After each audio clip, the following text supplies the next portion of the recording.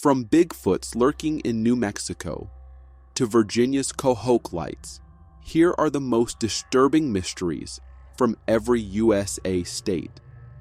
On the 21st of June, 2025, a picture went viral on the internet. It was taken by a man in New Mexico who was traveling when he saw something in the trees. It was a dark figure, huge enough to stand out from the trees. It appeared to be walking, as its hands were visible, resembling a human somehow.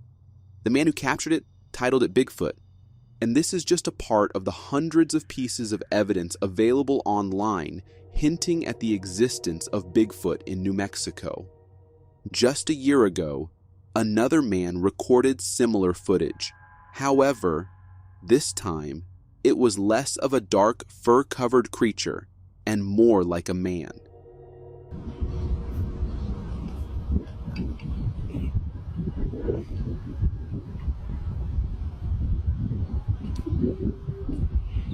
It was a huge creature resembling a man peeking out of a cave in the middle of nowhere, and just a few seconds later, it went back into the cave. The man who recorded it was sure it was a Sasquatch. The spot on the mountain where the cave was could hardly be walked by a normal human being, yet the video had many skeptical. It stopped and looking at us. It's kind of looking at us. I don't see it. Moving now. The trees. As a family was camping around, they spotted something far on the top of the mountain. However, they did not pay much attention to it, not until it started moving. It was descending down the hill, but that wasn't the thing that caught their attention. It was the sheer size of whatever that cryptid was. It was way too large to be considered a human. The fact that it was visible from that far was enough to conclude that, and people were quick to point fingers again. It was clearly Bigfoot. But if we go a year back, we have another video. It was of a couple of friends who were out at night recording themselves having fun when they accidentally captured something else too.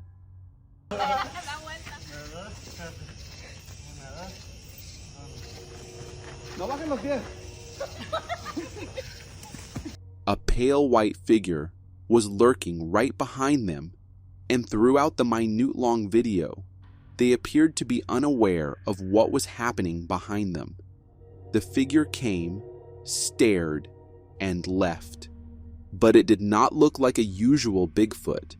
It was rather pale, skinless, and white, resembling more of a skinwalker than a Bigfoot. But one thing was for sure, New Mexico was hiding things much more terrifying than anywhere else. But that wasn't the end of it.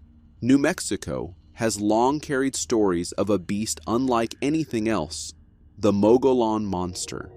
Deep in the wilderness of the Mogollon Rim, people say this creature roams the forests and canyons, only leaving behind broken branches, strange footprints, and bone-chilling cries in the night.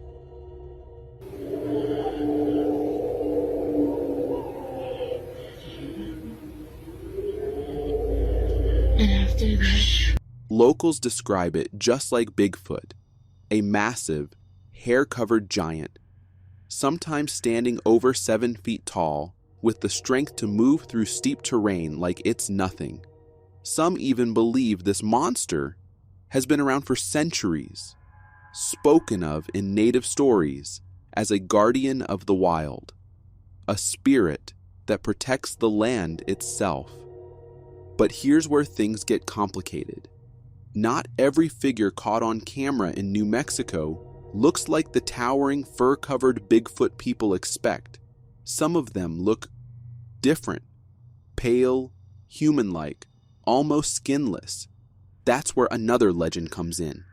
The Navajo speak of skinwalkers, witches who gave up their humanity through dark rituals and gained the power to change form. Some walk on 2 legs as wolves or coyotes. Others wear the face of someone you know, and all of them are said to move in ways no human should. Witnesses claim they've seen glowing eyes in the night, or heard voices calling to them from the trees. Voices that sound human until they realize no one is there. And that's when the debate begins.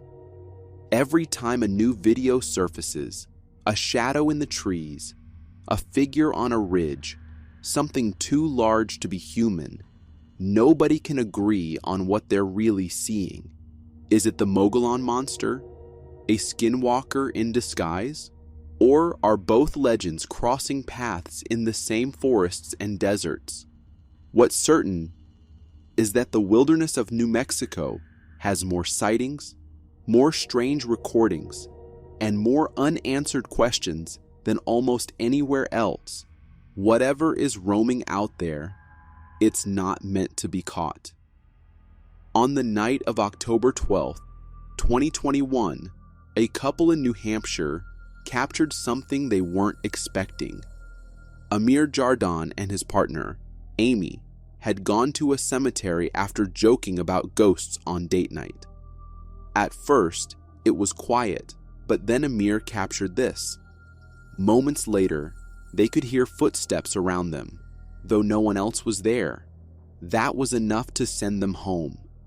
But the picture remained, and that wasn't the only one. Just months later, another New Hampshire resident, Tyler Karanasios, posted a photo online taken in the Pine Hill Cemetery in Hollis. Behind a gravestone, a figure appeared, pale, with the shape of a man, even a faint mustache. Yet, it hadn't been in the frame before and didn't show up after, just that one shot. At first glance, nothing unusual, but when the image was brightened, a figure emerged in the corner, a shape in flowing white, almost like a dress, with a face that seemed to stare back at the camera. Some brushed it off as shadows or grain, but others swore it wasn't just coincidence. Pine Hill has long been known for ghostly activity, and this looked like proof. 2 cemeteries, 2 figures caught on camera, and 2 reminders that New Hampshire has its share of hauntings. Which brings us to Mount Chocorua. Rising out of the White Mountains, the peak has a history darker than its scenic views suggest. The name itself, Chocorua, comes from Algonquin roots, meaning rocky home of the water serpent. Legends spoke of spirits in the mountain springs, guardians from another world. But the most famous tale is of Chief Chocorua, a native prophet who, according to legend, leapt from the mountain summit after cursing the settlers who had caused his son's death. His final words promised storms, famine, and death upon the valley below, a curse many locals still whisper about today. So when ghostly faces show up in cemeteries, when ornaments swing on their own at Christmas, when shadows move through the forests, the question is always the same. Are these just hauntings tied to restless spirits or echoes of Chocorua's curse still hanging over New Hampshire? What's certain is this: from Pine Hill to Mount Chocorua, the state carries stories that refuse to fade. And some say the mountain itself isn't just a place, it's a warning. A video which looked old, however, it got uploaded on TikTok recently, had many shook, because what it showed had many confused.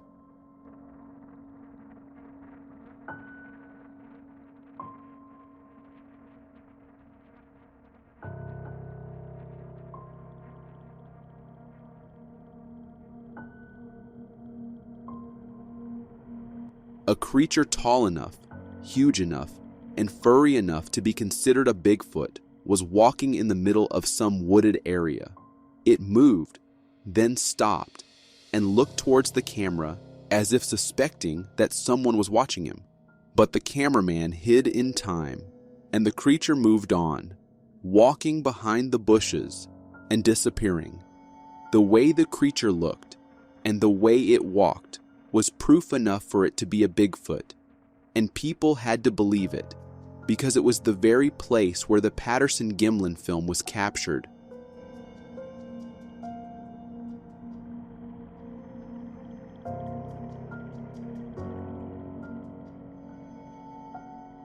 And then in 2025, another video also surfaced, supposedly taken on the border of California. This is what it showed.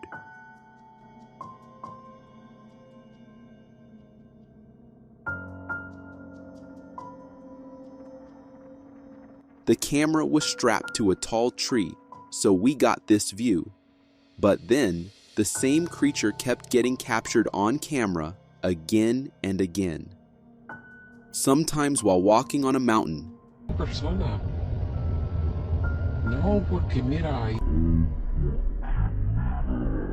and other times only howls were recorded.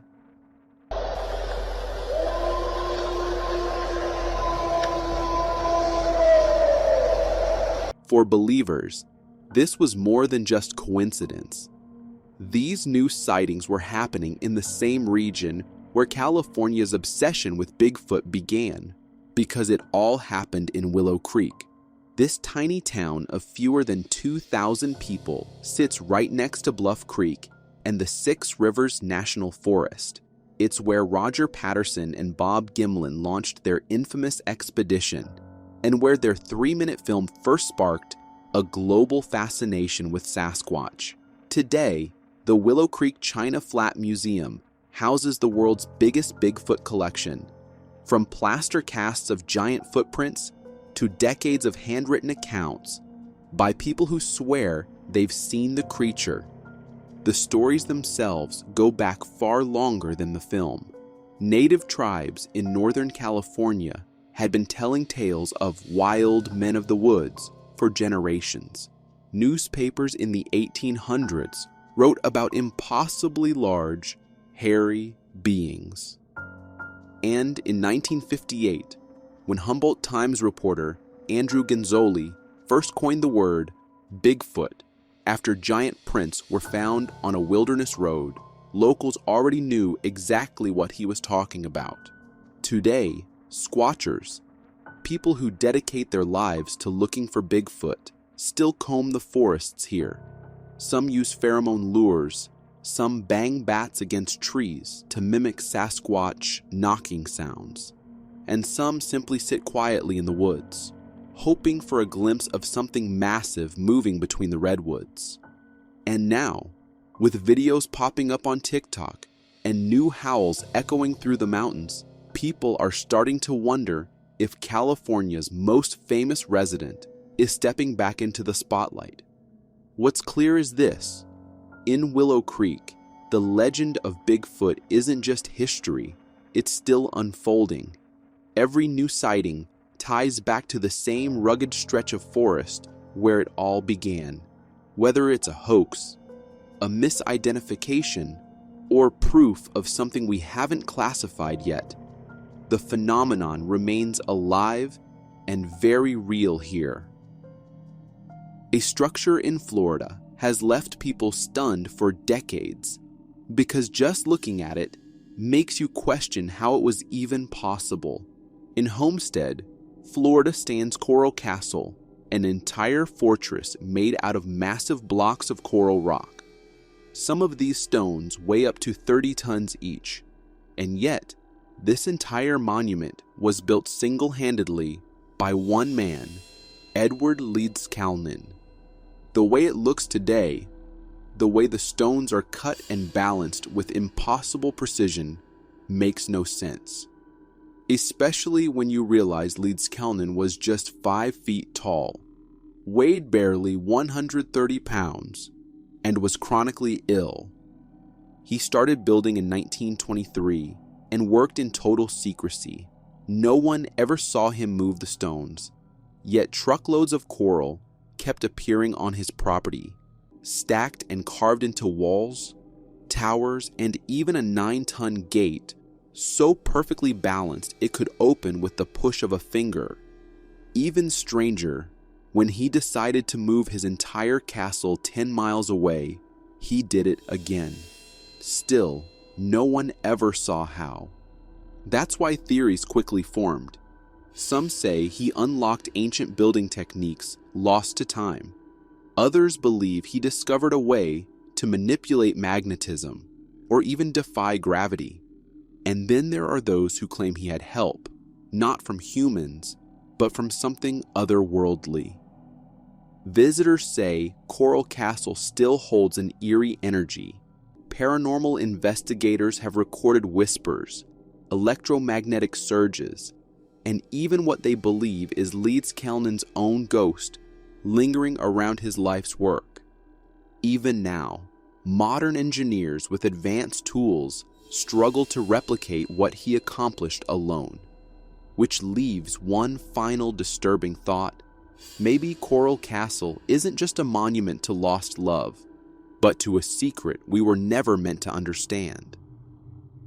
In September 2010, a woman was driving around in the middle of the night when she saw something that terrified her to the core. Immediately, she called her father and started telling him what happened. This is what she recorded. It's in the middle of the road. No, I'm not kidding. I'm not. Daddy, I'm about to cry. The light she saw never got closer and disappeared just a few seconds later. The woman was left terrified.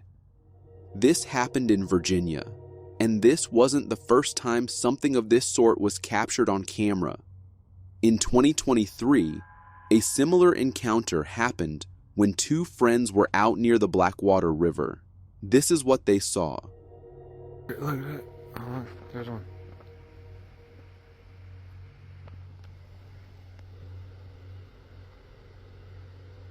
Again, a huge light, static, left everyone wondering what it was. And while people were trying to figure that out, another video surfaced. This time, it wasn't quite dark. Neither was it a huge static light. Instead, it was moving.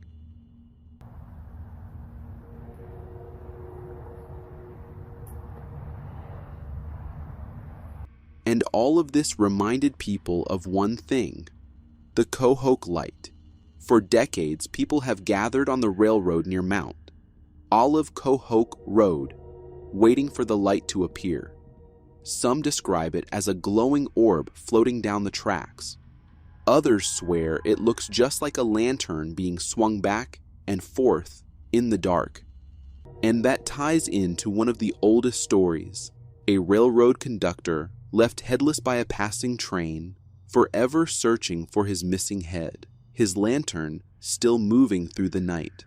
Another story says it's not just a man, but an entire train, a Civil War ghost train carrying wounded Confederate soldiers that left Richmond but never arrived in West Point. People say the light charging down the tracks is the ghost of that train, still trying to finish its final journey. But here's the problem: none of these stories check out. There are no records of such workers, no evidence of missing trains. In fact, the first reports of the Cohoke light only appeared in the 1950s, almost a century after the legend supposedly began. So, if it isn't a ghostly lantern, and it isn't a phantom train, what is everyone seeing? Because Virginia's skies have been full of strange lights for years, from orbs floating silently over rivers to glowing crafts vanishing midair. In 2019, two friends entered a house famous for being haunted. They thought of it as a joke, as if people had just rumored it. So they went inside and started taking photos. Nothing weird happened, so they came back. However, that night became terrifying for them. When they started reviewing the pictures, two of them had captured a ghost. It looked like a shadow, but when you look closer, a face can be seen. Pretty clear, actually. That house was the Whaley House in California, and this wasn't the first time people had spotted a ghost there, because the very next year, another man went with the same intentions. And this time, too, he got what he was looking for. It was a misty figure right by the door, and people were just getting sure that the Whaley house was carrying secrets too dark. Because every time a person clicked a photo there, something eerie was captured. The Whaley house wasn't just any old house either. Built back in 1857, it's the oldest brick building in Southern California. And it wasn't only a home. At different times, it was a courthouse, a general store, even San Diego's very first theater. But what really makes this place disturbing is the history tied to it. Because every time a person clicked a photo there, something eerie was captured. Before the Whaley family ever moved in, the land had already seen death. A man known as Yankee Jim Robinson was hanged right on that property for stealing a boat. People say his footsteps were heard in the house not long after the family settled there. And then came tragedy from inside the family itself. The Whaley's young son died from scarlet fever before even turning 2. Years later, Violet Whaley, just 22 years old, shot herself inside the home after her marriage turned into a scandal. Her final note read, "Mad from life's history, swift to death's mystery, glad to be hurled anywhere, anywhere out of this world." Visitors swear her presence still lingers in the halls. That's why, when people look at those eerie photos, the faces in the mist, the strange shadows by the door, it makes sense. Because this house has carried loss, betrayal, and death since the day its bricks were laid. And every picture taken there seems to whisper the same thing. The Whaley house does not forget. It was 2023. A man was fishing in Bear Lake when he spotted something floating. What looked like a carcass wasn't really that, because the guy who saw it immediately referred to it as the Bear Lake Monster. The exact monster which was first caught on camera in 2011.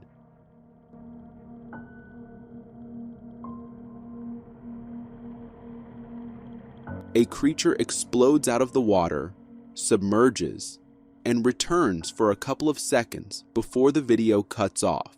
The footage shows something exploding out of the water, submerging, then rising again for a few brief seconds before disappearing completely. Then, in 2024, a boat captain swore he saw it too. Not a shadow, not debris, but a huge creature swimming just beneath the surface, moving with power, as if the legend itself had come alive.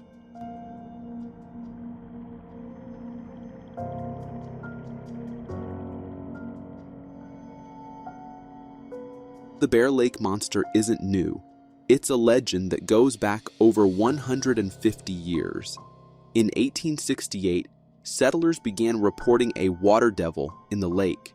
Articles claimed it could swim faster than a locomotive, its massive body stretching 40 to 50 feet long, sometimes with spikes along its back, sometimes with legs that let it crawl onto the shoreline. Some described its head like a walrus, others said it resembled a cow or an alligator, and one bishop even wrote in a letter that he had seen its face up close, wide blue eyes, horse-like ears, and fur covering its head. The story spread so fast that even Brigham Young, leader of the Mormon Church, sent a rope to the area in hopes someone could capture it. Some speculated there was an underground channel connecting Bear Lake to the Great Salt Lake, allowing the creature to move unseen. Years later, the man who first reported the stories admitted he had exaggerated, maybe even fabricated them. But here's the twist. The sightings never stopped. From horseback attacks in 1907 to a Boy Scout leader's encounter in 1946, all the way up to 2002, and now the 2020s, people still say they've seen it. So, if the origin was a hoax, why do sightings keep happening? Maybe people are just seeing shadows and driftwood. Or maybe there's something deeper beneath Bear Lake's calm blue surface. Something that has been there long before settlers, long before cameras, long before anyone tried to give it a name. From the Appalachian Mountains to North Dakota, there's no shortage of Bigfoot sightings. Take this clip for example.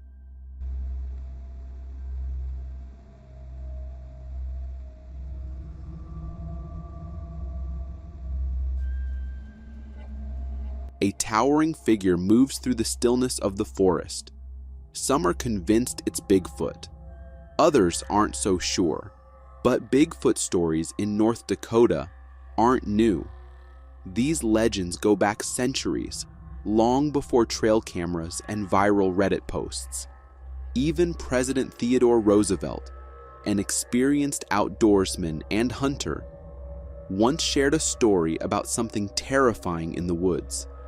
In his 1890s book, The Wilderness Hunter, Roosevelt wrote about a seasoned mountain trapper named Bauman.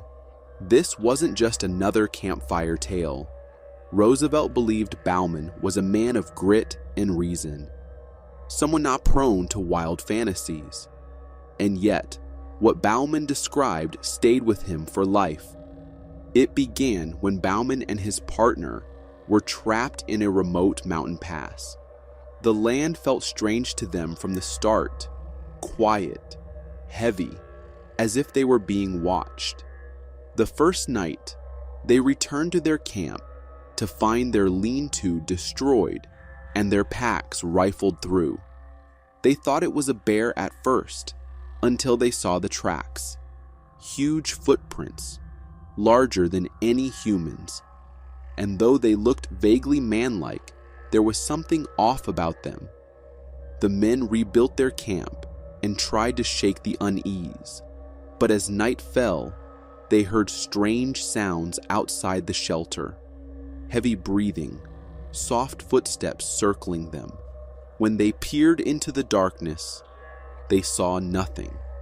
The next day, Bauman's partner stayed behind to tend the camp, while Bauman went to check the traps.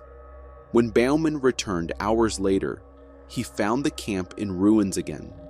And then he saw his partner's body lying nearby, his chest crushed as if by something impossibly strong.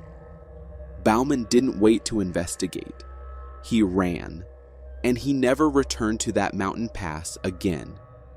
But Bauman's story wasn't the last time someone claimed to see a giant, hairy creature in the wilderness. Over a century later, in 2017, a North Dakota man says he not only spotted Bigfoot, but tracked it. It's a Bigfoot, Sasquatch, Gigantopithecus, whatever you want to call him. It started with reports of strange movement in the woods near his property. Neighbors spoke of unusual noises, low growls, tree knocks, and branches snapping in the dead of night. The man, an experienced hunter, decided to investigate. He started on the trail after a family friend spotted something alarming through her kitchen window. He followed the tracks for nearly a mile.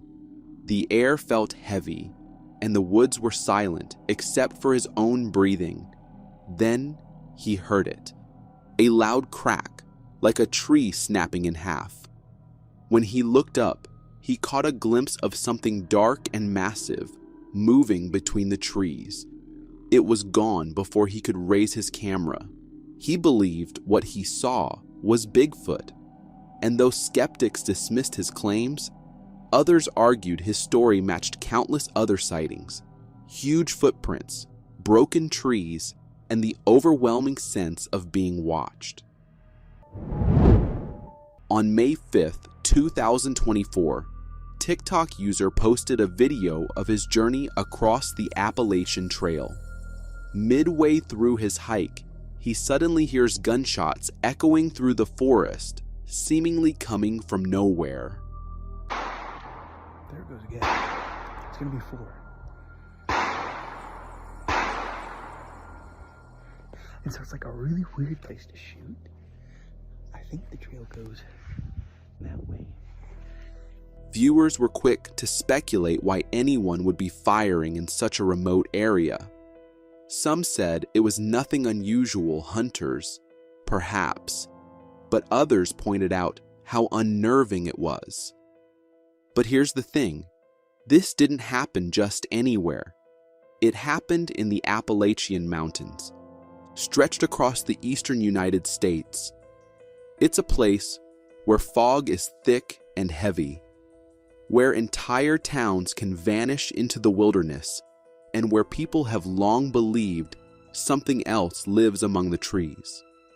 For centuries, stories of a towering, hairy creature have been told by native tribes, settlers, and modern hikers alike. They call it the Appalachian Bigfoot, a beast said to stand over 8 feet tall, with long arms, matted fur, and glowing red eyes. The Cherokee spoke of Tsul'kalu', the slant-eyed giant, a race of wild men who roamed the highest ridges and kept to the shadows.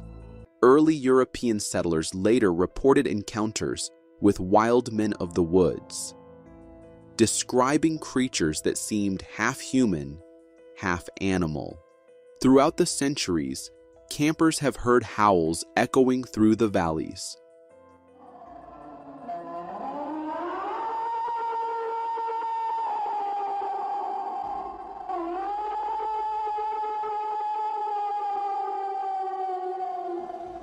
Hunters have stumbled upon footprints too large to be human, pressed deep into the earth, and in some cases, people claim they were watched by something they couldn't see, but could feel in the silence of the forest.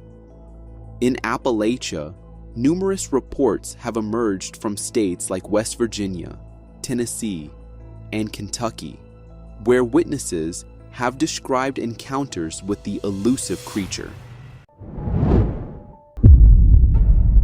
Portlock, also known as Port Chatham, is an abandoned town on the Alaska coast. But what it is now isn't what it was years ago. Sitting deep in the Alaskan wilderness, surrounded by thick forests, rough mountains, and icy water, Portlock was almost perfect.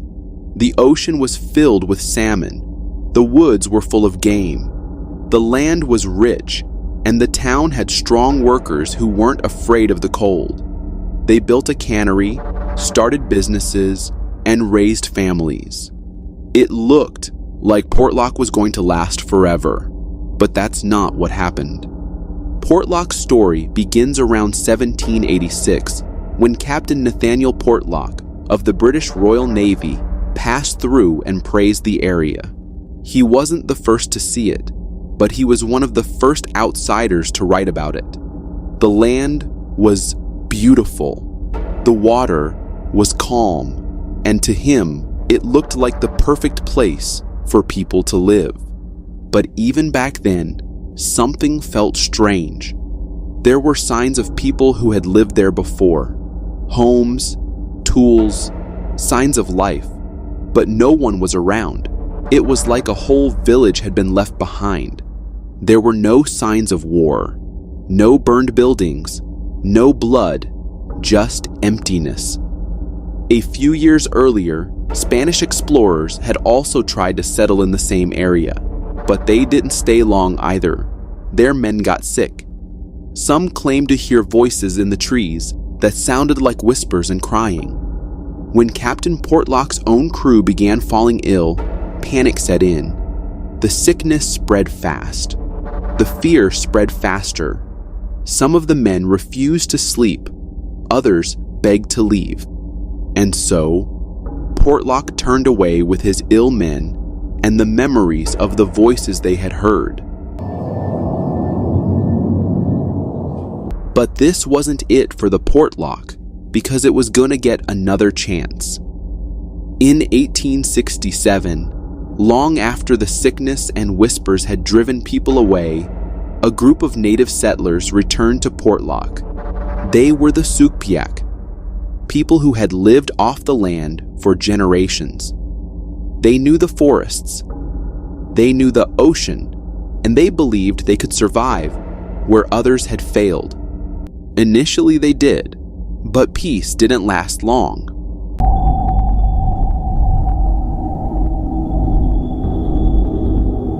Soon, the people began to speak of something watching them from the trees. It didn't stay hidden for long. They said the creature was huge, taller than any man, covered in hair, with long arms and glowing eyes. It didn't walk like a bear. It walked like a person. But it wasn't a person. The Sugpiaq called it Nantinak. Sugpiaq didn't have a word for Bigfoot, but they had Nantinak, and it was much worse. Unlike the North American Sasquatch, which is often seen as shy or harmless, Nantinak was feared. It wasn't just large, it was something evil. Elders from nearby villages like Nanwalek say it had powers. It could move without sound, vanish into fog, and sometimes people believed it could cause sickness or even speak through the wind. Most who saw it didn't live long. The stories all describe the same thing, a creature being upwards of 8 feet tall and being covered in dark fur. Sharp claws capable of ripping mammals with ease have also been identified. But it wasn't always seen. Sometimes it was just the sound of heavy breathing outside a cabin door. Other times, it was a shadow in the woods that never seemed to leave. People heard things, deep growls, heavy footsteps, and voices whispering and scratching the trees. And then, people started dying. In 1931, a logger named Andrew Camlock made a decision that would change everything. He ventured deeper into the forest than anyone had before him, heading into areas people had long avoided. When he failed to return, his friends set out to find him. What they discovered wasn't just tragic, it was terrifying. He was found dead in the woods from a blow to the head. A piece of log-moving equipment nearby may have been used as a weapon. Nearby, his dogs had suffered the same fate. Their remains were torn apart, scattered across the ground, as if something enormous had ripped through them without mercy. The violence was beyond anything the villagers had ever seen. This wasn't the work of a bear. It wasn't an accident. It was something deliberate, something powerful. The entire town was shaken, but this was just the beginning. Nearly a decade after the death of Andrew Camlock, another encounter would push the town even closer to its breaking point. Tom Lawson, the owner of the local sawmill, woke up early one morning and stepped out into the freezing Alaskan air.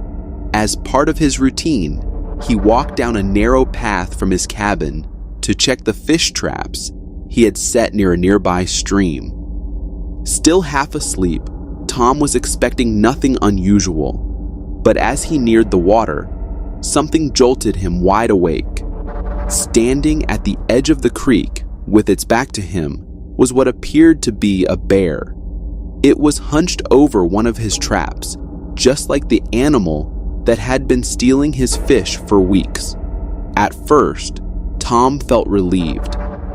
He had finally caught it in the act, but before he turned to grab his rifle, something made him stop and look again. The creature wasn't using paws, it was using hands.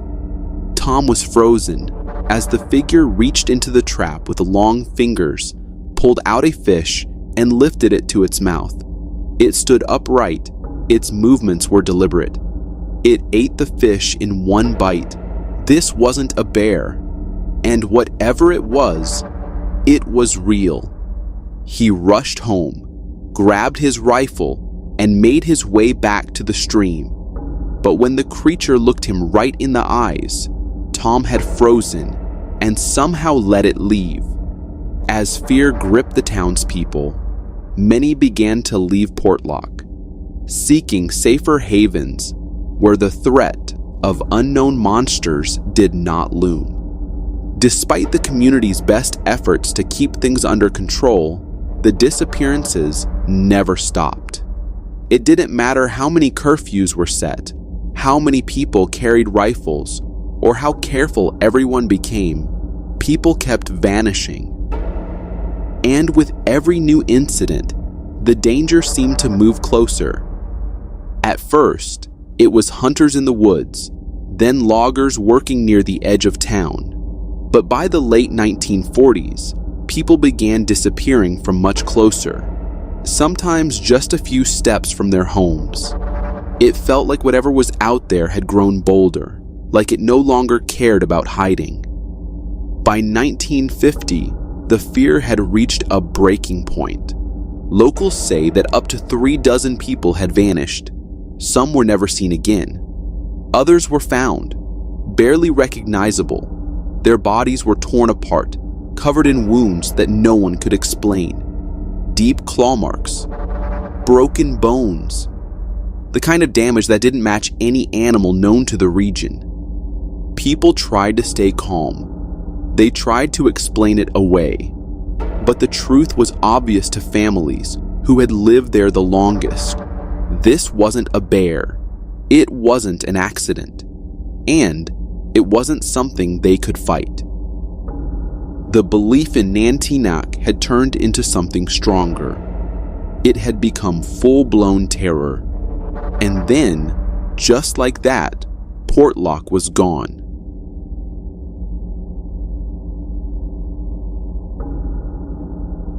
The decision to leave came quickly. One family packed up, then another, and another. Within days, nearly everyone had fled. Homes were left fully furnished. Plates were still on tables. Tools were still hanging on the walls. The cannery, once the town's main source of income, was shut down without warning or farewell. People didn't pack. They didn't plan. They just left. Historians and adventurers who later studied the town began looking into old records. What they found suggested the fear had been growing for decades. In 1905, the town's cannery shut down for an entire year. The reason? Workers were afraid to return. Rumors spread that something was watching them from the trees. Both the laborers and the local native families refused to stay in the area. Eventually, operations resumed, but the fear never fully went away. In the 1920s, a man named Albert Peck claimed to have scared off a massive, hairy creature using his dogs. But before the creature fled, it struck him in the chest with enough force to leave him seriously injured. Albert lived just long enough to describe what happened. Then he died from his wounds.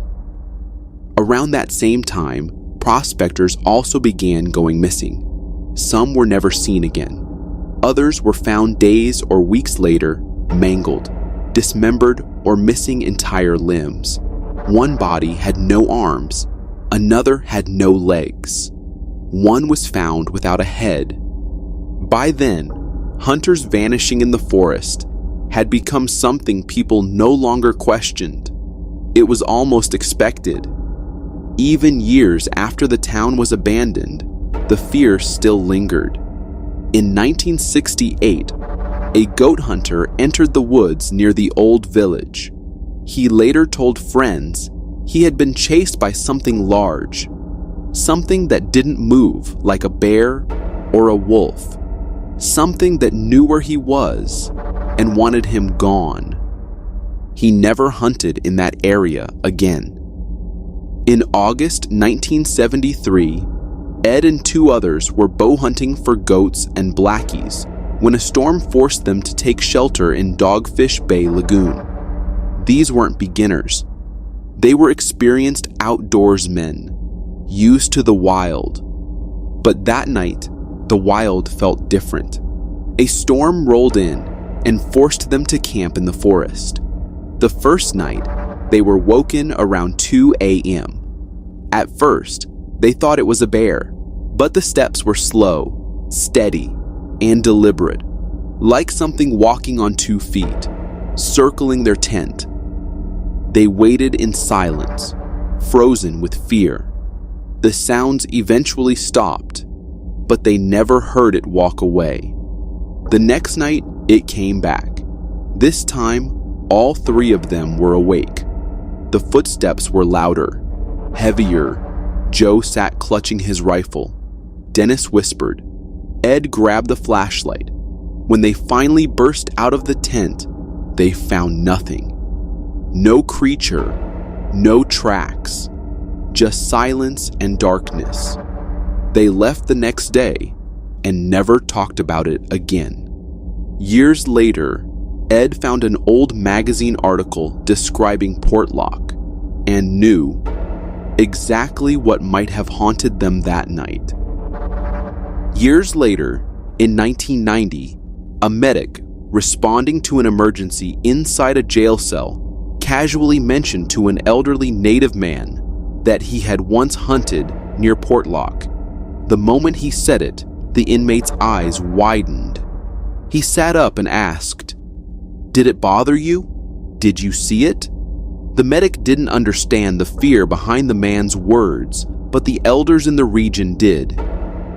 Even with no residents left, Portlock never truly went quiet. Decades have passed since the last footsteps echoed through Portlock streets, but the question still haunts everyone who hears the story. What was it? Now, officially, people left because it was out of the way of the new highway. Unofficially, they fled a monster who had terrorized them for decades. Other than the Bigfoot-type Yeti monster, the local natives of Portlock, Alaska, had another theory on what or who caused the murders. Some villagers started blaming the murders on the spirit of a woman dressed in black clothes. The locals revealed that the spirit of the woman emerged from the cliff above the town. She was described to be wearing a long dress which dragged behind her.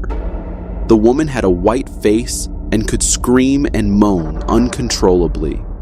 The local natives could hear something. Then she would disappear. Whether it was the hairy man stalking the forest or a vengeful spirit haunting the cliffs, one thing stayed the same. Portlock became a place people were not meant to live. Be it monster or ghost, whatever haunted that land claimed it for good. And maybe that's why the mystery has never been solved. Because we weren't supposed to solve it. But what happened in 2017 wasn't an isolated incident.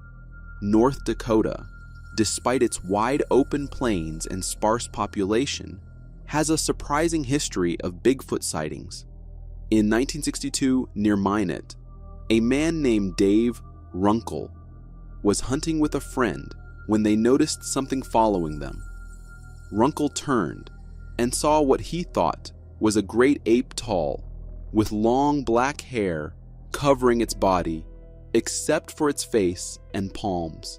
He swore the creature wore a malevolent scowl before moving toward them, forcing the 2 men to run for their lives. Decades later, similar reports emerged. In 2004, a tribal employee south of Mandaree found massive footprints in the snow, spaced 5 to 6 feet apart. When police arrived, they spotted something huge moving quickly through the trees. Over the next few days, more sightings came in, including one near a trailer court where multiple witnesses saw a towering, gorilla-like figure watching from the shadows. And in 2005, drivers near White Shield reported seeing a creature with glowing red eyes. When they returned to investigate, it let out deep grunts and distant screams before vanishing into the night. Reports like these aren't rare. In fact, the Bigfoot Field Researchers Organization has logged multiple encounters across North Dakota, each with eerie similarities. Witnesses describe a creature between 7 and 9 feet tall, walking upright with long strides and a musky, overpowering smell lingering in the air. And it's not just Bigfoot. Some have noticed a strange connection between sightings of this creature and reports of unidentified lights in the sky. A site called MapSquatch even maps out where Bigfoot sightings overlap with UFO activity across the state. Could it be a coincidence? Or is there something stranger at work in North Dakota's remote regions? In 2015, campers recorded a series of haunting howls echoing through the forest. One witness described the calls as coming from multiple creatures.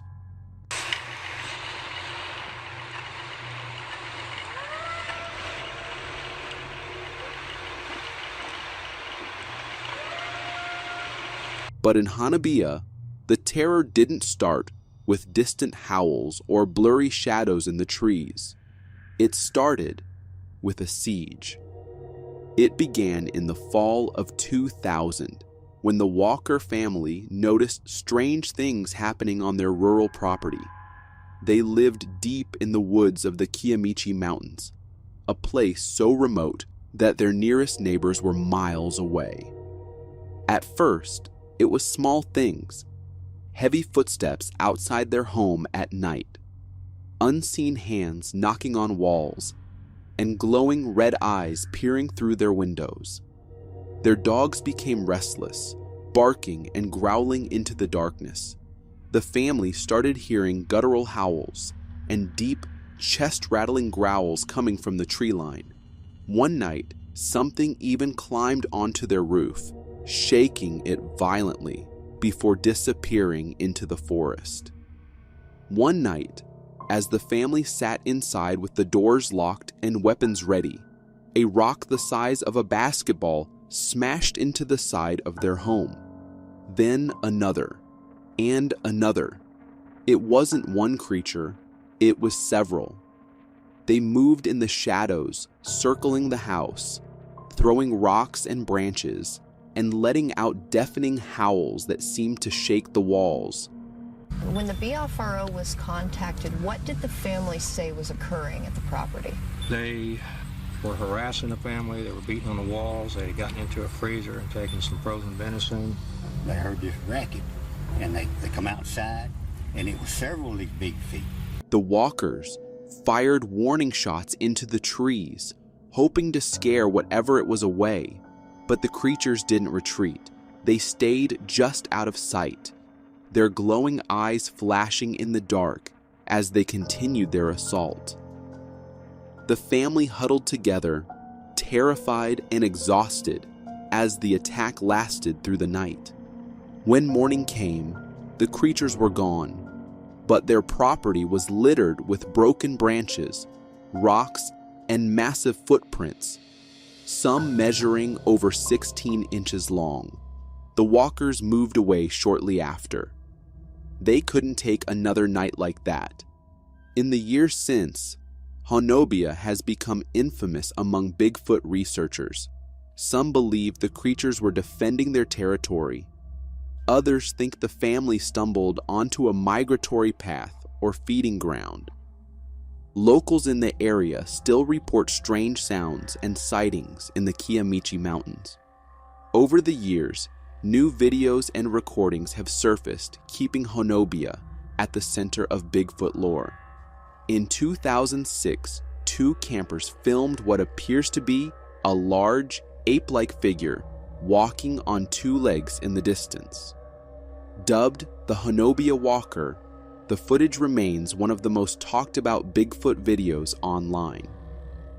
Even as recently as 2023, hunters in Hanobia captured this chilling image. A dark figure, partially hidden behind the trees, standing perfectly still as if watching them. Today, Honobia has embraced its strange reputation. The annual Honobia Bigfoot Festival draws researchers, skeptics, and locals alike. From Appalachia to the deep woods of Oklahoma, one thing is clear: these stories aren't going away. Whether it's Bigfoot or something stranger, people keep seeing shadows in the trees, hearing howls in the night, and finding footprints too big to explain. In April 2025, a Reddit post was made that had many people stunned. It featured a photo of what looked like a huge furry animal sitting in the grass. The picture was originally taken back in 2012 by a trapper in rural Alberta, Canada. The image showed a figure seemingly sitting with a unique posture, definitely not human. So that led skeptics to believe bear mother and a cub. Now, black bears and grizzly bears are native to Alberta, where the picture was taken, but the proportions were closer to a human than a bear with a cub. The figure had an arm, a large muscular arm, with what appeared to be a visibly flexing tricep muscle under coarse, reddish-brown fur.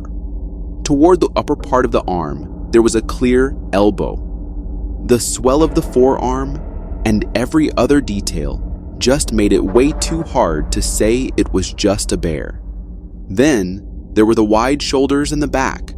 Not really a bear thing, but more like something common in Sasquatch sightings.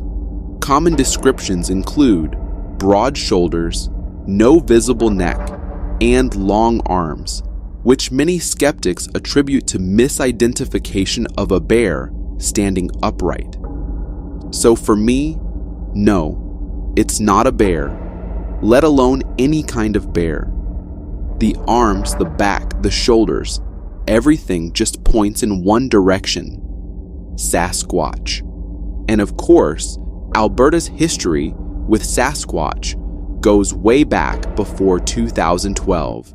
In the 1970s, a photograph was taken by a man who was snowmobiling when a creature crossed the road in front of him. Where many said it was definitely a guy in a hooded sweatshirt with pants, it doesn't really seem like one. The posture, the big head, the way it was walking, the lack of equipment needed to even walk in that area, all of it suggests it wasn't just a man wandering around. And that's when some started seeing a pattern. Looks similar to the Dietlof Pass photo. That infamous photo, taken just before a group of Russian hikers were mysteriously found dead in 1959, also showed a tall, dark figure walking in the snow. A figure some believe was responsible for the tragedy. Whether that's true or not, the resemblance to this Alberta image is uncanny. The size, the stride, and the eerie timing. Now, skeptics will always say it's a man in a coat or just a bear, but when you compare these images, one from 2012 in Alberta, one from the 70s, and another all the way in Russia decades earlier, they all point toward a creature that doesn't quite fit in the human or animal box. And Alberta, specifically, has always been fertile ground for Bigfoot legends. Known as the Hovey Bigfoot, this creature was caught by a trail camera and had everyone panicking, not knowing if they really had real Bigfoot evidence or if it was all just a hoax. The photo was originally released by Melissa Hovey, a Bigfoot researcher from Texas. According to her, this image came from a game cam, but it wasn't your usual digital setup. This was a homemade game cam set up with a 35mm camera set with a zoom lens. These homemade setups were pretty popular a few years back. The photo quality makes good sense for a 35mm camera with a zoom lens. At first glance, it shows a massive, fur-covered figure with its back turned, seemingly sitting or crouching in the wild. But here's where it gets interesting. Some longtime researchers and witnesses claimed there were details in the image that only someone who had seen a Bigfoot in real life would recognize. Like the ears. Some witnesses have also noted what they called pointy, elf-shaped ears on the Bigfoot they saw. Zooming into the photo, things get even weirder. You can clearly see white bumps on the skin, possibly a dermatological condition.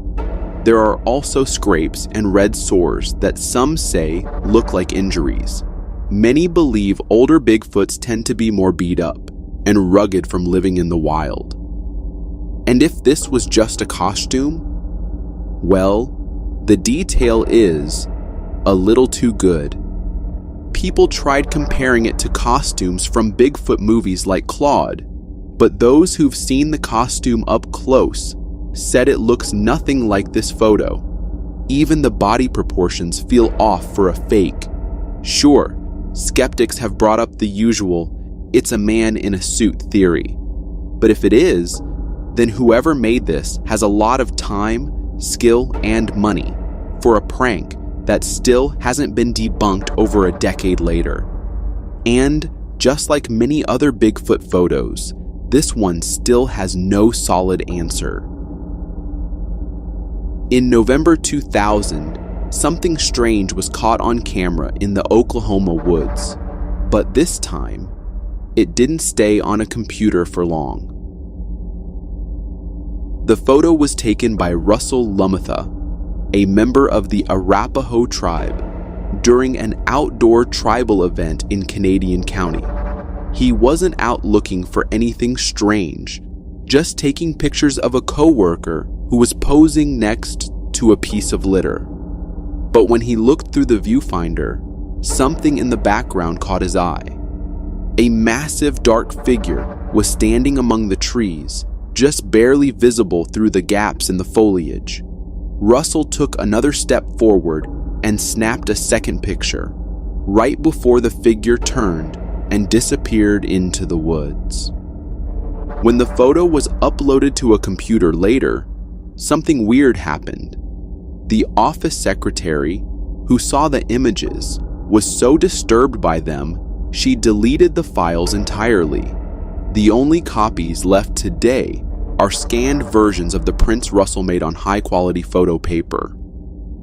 The face had deep shadows around the eyes, and what looked like a heavy brow ridge and jawline. The arm was huge, muscular, and long, with visible thickness from shoulder to elbow.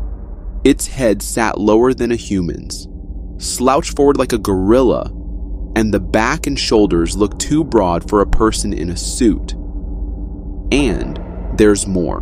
When one of the images was placed side by side with a frame from the Patterson-Gimlin footage, the resemblance was hard to ignore. The stance, the shape of the back, even the way the creature seemed to turn it matched, almost perfectly. But this isn't the first time something like this was reported in Oklahoma.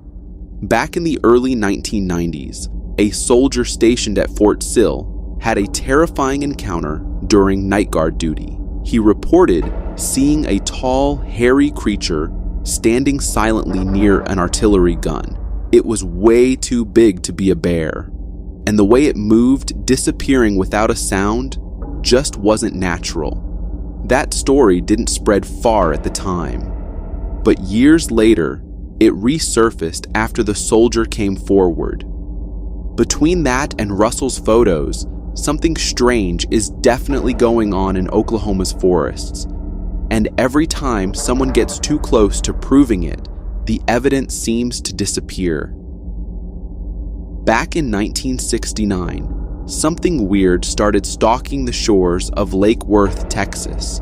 Locals reported seeing a creature with white fur, goat-like features, and claws.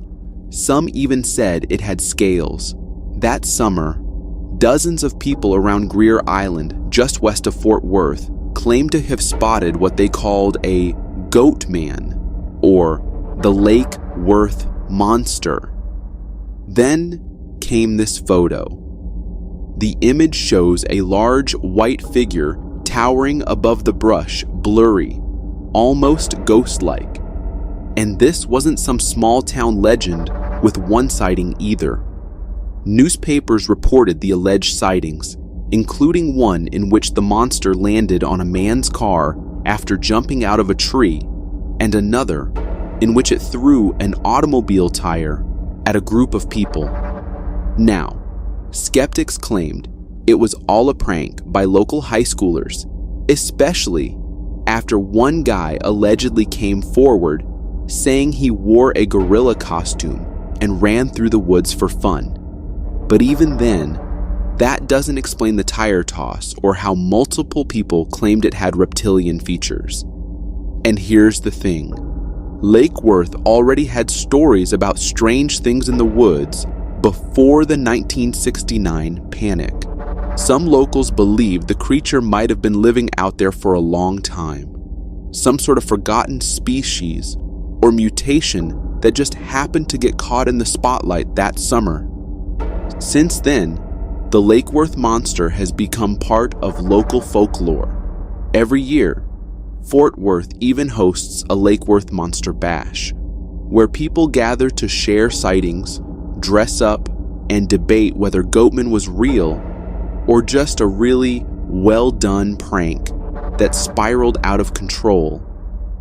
But regardless of what you believe, whether it was an overgrown hoax or an actual creature stalking the lake one summer night, there's still only one photo, one blurry, overexposed photo that has kept people guessing for over 50 years. Back in 2012, a group of experienced cryptid researchers known as Extreme Expeditions were deep in the North Cascades National Park, Washington, a known hotspot for alleged Sasquatch activity. They weren't expecting much, just another routine night out in the field. But when they checked their trail camera footage the next morning, something strange had wandered into their camp. The photo shows a white, cloaked figure bulky, low to the ground, squatting between a burned-out campfire and a bench covered in canteens and gear. Nobody from the team had been awake at the time, and according to them, no one on the expedition resembled what was caught on camera. To be fair, the image is grainy, but what stands out is how clearly not human the shape looks. It's thick, wide, hunched, and it looks like it's reaching for something on the ground. In a follow-up photo taken during daylight, the team even recreated the scene to show scale, whatever that thing was. It wasn't just someone crawling in a sleeping bag. Even weirder, the figure appears right between two sleeping expedition members, and nobody heard a thing. This wasn't a random group of amateurs either. The expedition included Adam Davies, who's been on international missions searching for cryptids like the Orang Pendek and Mokelambembe. And that's what makes this case so compelling. Some suggested it might have been a hoax. Others said it looked like sleepwalking or just a weird trick of light. But again, the team swore that no one moved during the night, and this wasn't something they staged. The photo's never been debunked. The figure's identity remains unknown, and to this day, the moment stands out as one of the few times a potential Bigfoot was caught on camera right inside a camp, while people were sleeping just feet away.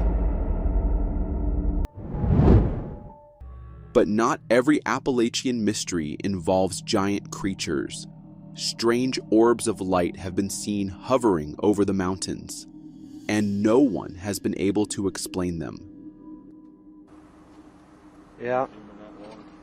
Matter of fact, I've got like 6 or 8 of them all lined up across here, folks. Yeah. Unbelievable. For centuries, hikers and locals in North Carolina's Burke County have reported seeing strange glowing orbs floating over Brown Mountain. Some say they hover low and slow, like lanterns. Others claim they streak across the sky like fireworks before vanishing. The first reports go back as far as 1771, or so the stories say. By the early 1900s, the lights had become so notorious that the U.S. government launched an investigation. Their conclusion was that the Brown Mountain lights were nothing more than distant train headlights. But locals aren't convinced. Even today, people swear they've seen glowing blue, red, and orange orbs dancing across the ridge. Skeptics argue it's nothing but atmospheric gas or light refraction.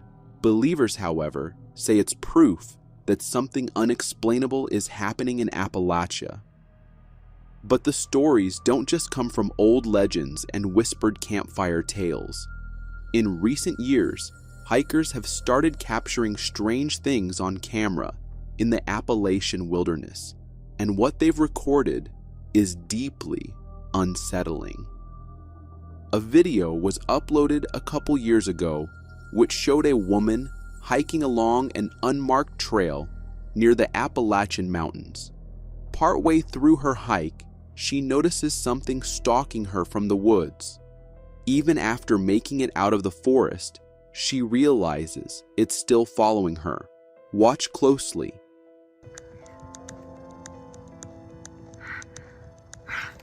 Yep. I gotta get down. I can't go home.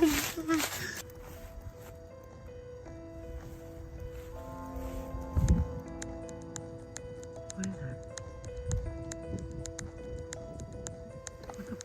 At first, it's hard to make out, but right as it reaches the tree line, you can see it crouched low, before standing up on 2 legs. And judging by her reaction, she wasn't imagining it. But the Appalachian wilderness isn't just home to strange creatures. It's also a place of unspoken rules, warnings passed down for generations.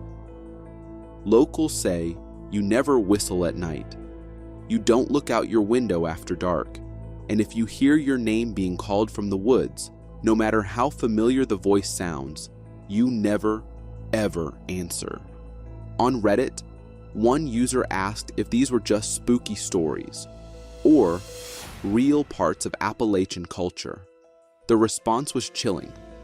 And while some still dismiss these tales as folklore, others have caught real evidence on camera footage that suggests Appalachia's darkness might be more than just superstition. Witchcraft, hauntings, voices in the night. Whether these are just old superstitions or rooted in something real, one thing is clear. In the Appalachians, the line between myth and reality is dangerously thin. But it isn't just stories and legends that make the Appalachian Mountains unsettling. It's also the people who go missing there. Every year, hikers, campers, and locals vanish somewhere along the nearly 2,000 miles of wilderness. Some are explained, lost maps, harsh weather, wild animals, but others are different. They leave no trace, no footprints, no gear, nothing. On the Appalachian Trail alone, dozens of hikers have disappeared under mysterious circumstances. Take Derek Luking, for example. In 2012, the 24-year-old parked his car near the Smoky Mountains and left behind a chilling note: "Don't try to follow me." He vanished into the forest and was never seen again.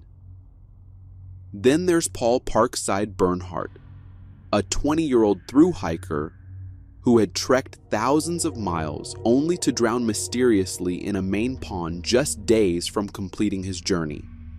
And Paul Poor, 50, who handed over his car keys to a park employee in Georgia. saying he was setting out on a 6-month hike. He never made it to the first checkpoint. And these aren't rare cases. According to Unsolved Appalachia, there are dozens of reports like this. People disappearing without explanation, often in areas where cell phone service cuts out and the trees grow so thick the sun barely breaks through. Some people believe there's nothing strange about these disappearances at all. They say the answers are simple and terrifying in their own way. The Appalachians are dangerous. The dense forests stretch for miles with no signs, no markers, and no way to call for help once you lose your bearings. Hikers have gotten turned around within feet of the trailhead. One wrong step, and you could tumble into a ravine or slip into one of the region's countless hidden caves. Predators also stalk these woods. Black bears, bobcats, and coyotes are common, and though rare, mountain lions have been spotted even in areas where they're thought to be extinct. A single swipe from one of these animals can leave little trace of a person. And then there are humans. Some believe the Appalachians hide people who don't want to be found, criminals, survivalists, and others living off the grid.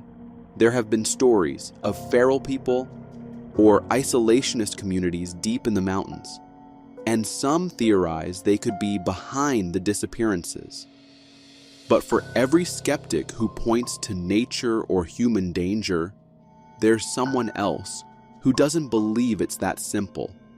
They ask the same question: why are the missing people's belongings often untouched? Why are there no signs of struggle, no blood, no drag marks, not even footprints? And why do the strange sightings and howls always seem to happen near the places where people vanish? Hundreds of miles away, in the thick forest of Washington, in 1924, 5 miners set up camp near Mount St. Helens, remote, rugged terrain where few dared to build. They weren't looking for trouble, just gold. But one night, after one of them claimed to have shot at a large, upright, hairy figure watching from the trees, something came back. Not one creature, but many. As the sun dropped behind the ridgeline, the miner's cabin was surrounded. Giant shadows moved in the trees. The men barely had time to react before rocks the size of bowling balls were hurled at the roof, the walls, the windows. Clawed hands reached through gaps in the logs. The cabin shook from the force of something that wanted in. For hours, the miners fought back, firing into the darkness, praying the walls would hold. When morning came, the attack stopped. There were no bodies, no answers, just massive footprints, scattered boulders, and the undeniable memory of what had happened. They fled the canyon immediately. The press called them mad. Locals called it legend. But the miners never changed their story. They said they weren't imagining things, that they saw them creatures like giants, wild, furious, human, but not. And they said the worst part wasn't the attack. It was that they knew they were being watched long before it ever began. That place is still known today as Ape Canyon. And to those who believe their story, it was no coincidence. Because what they described sounded a lot like what happened in Portlock. Now Portlock was surrounded by thick forests. Ape Canyon was buried in the mountains. But the next place on this list was different. It was surrounded by swamps.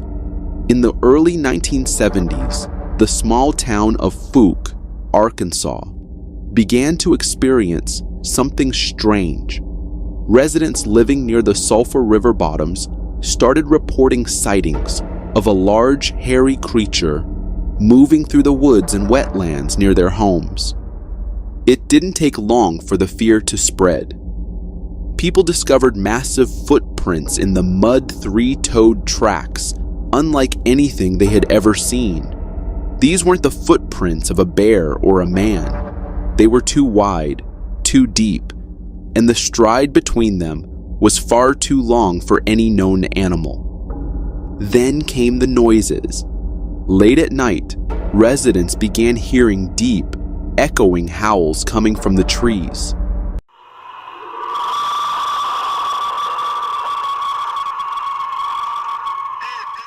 Livestock went missing. Some even claimed they saw the creature standing outside their homes, staring through the windows.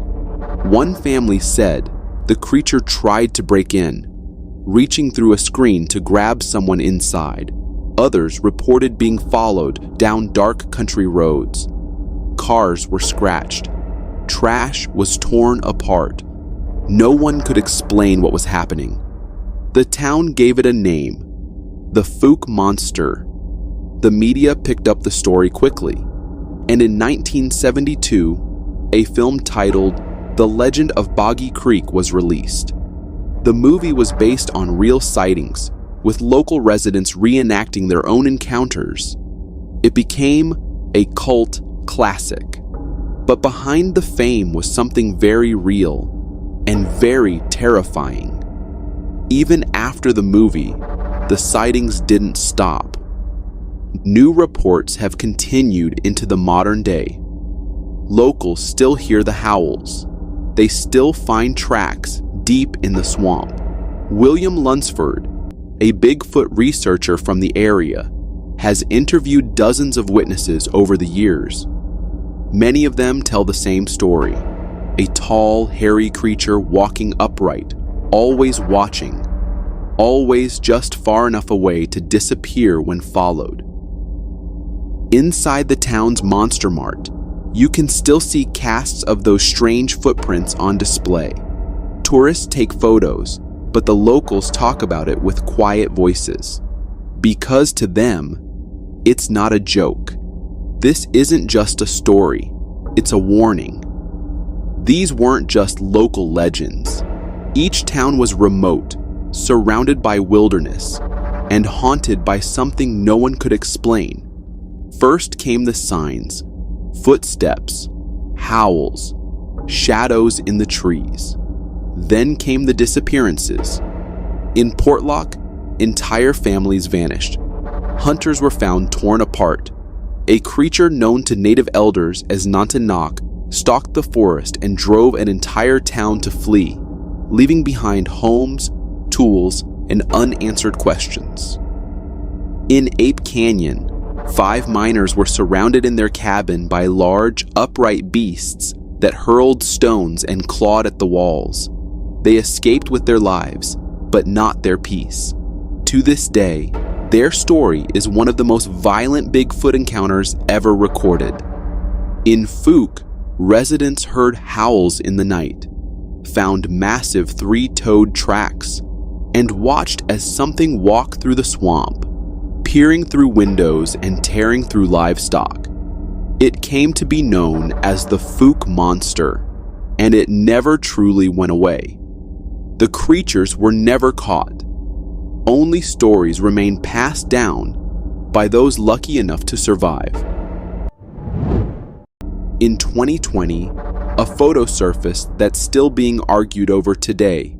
It was taken near Ranchita, California, a quiet, mountainous stretch of Southern California that's known more for hiking trails than anything paranormal.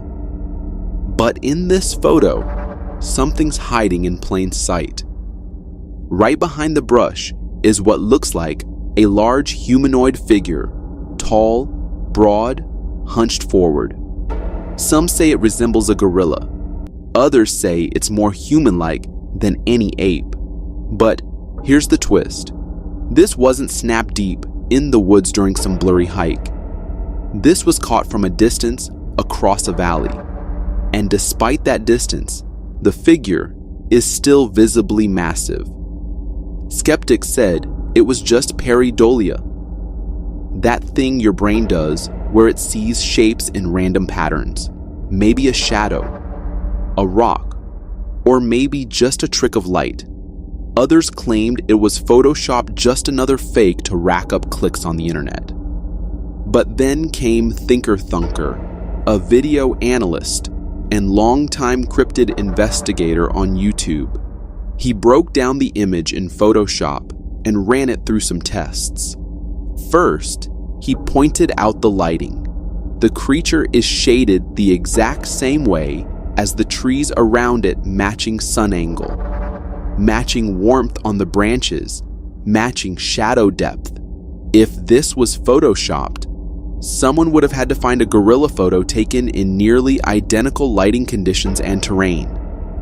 Then came the color DNA test, basically cranking up the saturation to reveal if something was artificially inserted into the photo. All the natural elements, trees, rocks, even the creature, behaved the same way under color stress. Meanwhile, the sample images of actual gorillas didn't match at all. In other words, they didn't belong in that photo. But the thing in the original shot, it blended in perfectly.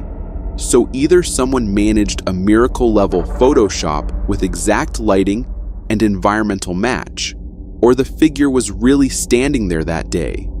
And here's what makes this photo so bizarre. No one saw it when it was taken. It was only after the image was reviewed that the figure was noticed. That means, if it was a creature, it was completely silent, perfectly still, and managed to disappear without ever being heard or seen again. And that's the thing Thinker Thunker, who's no stranger to cryptid hoaxes, didn't say this photo proves Bigfoot exists. What he did prove, however, is that this photo wasn't edited, and if it wasn't edited, then someone or something was out there in the California hills that day. In 2012, a group of friends went hiking near Provo Canyon in Utah.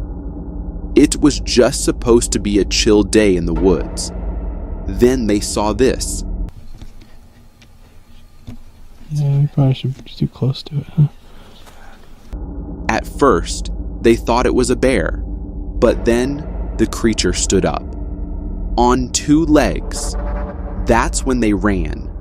The hikers said they left everything behind, including their tent, after realizing the thing was watching them. And then, it started throwing rocks.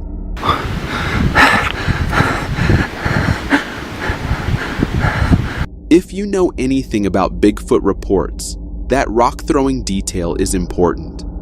It's a behavior that's popped up in dozens of other alleged sightings.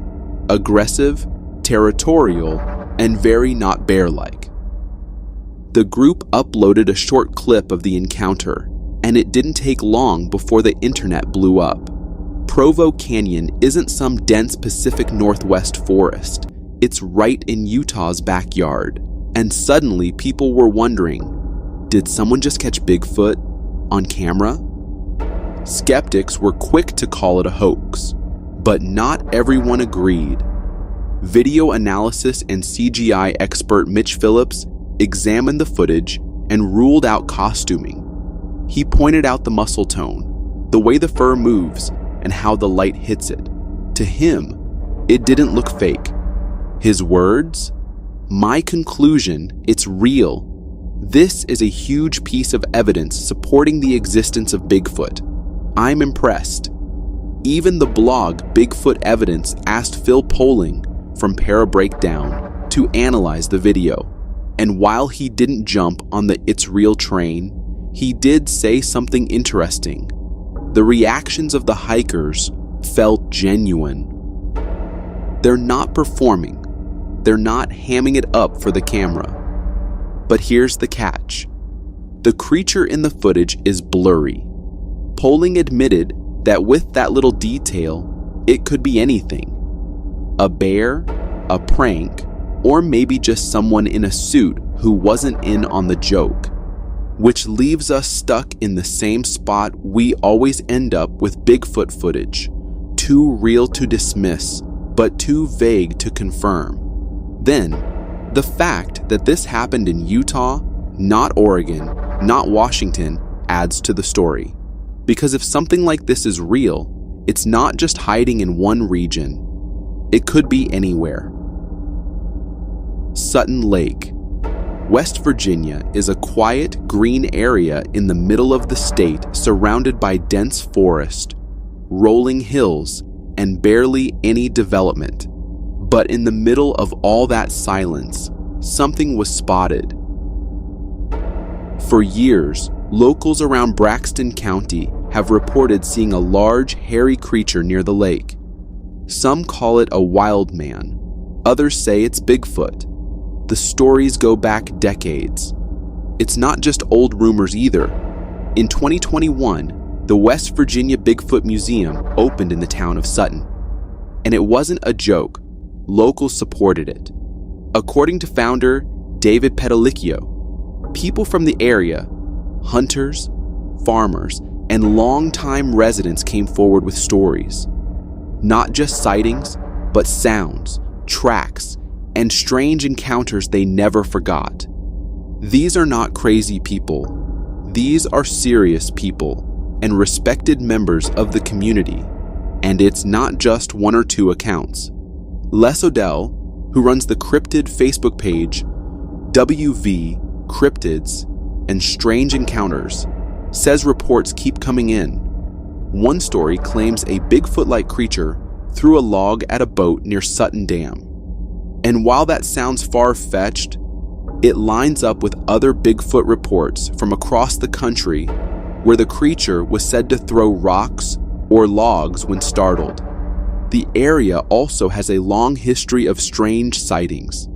Sutton is the same region where the Flatwoods Monster, another famous West Virginia cryptid, was allegedly seen back in the 1950s. So why so many sightings in one place? Most of Braxton County is untouched land. With so much deep forest and barely any people living there, it's the kind of place where something or someone could stay hidden. The sightings usually happen at night, far from town, in places where only hunters and hikers go. And while skeptics still doubt the stories, people in the region aren't laughing. Whether it's a new species, a misidentified animal, or just a long-standing local legend, the sightings near Sutton Lake haven't stopped. For more interesting footage, check this out.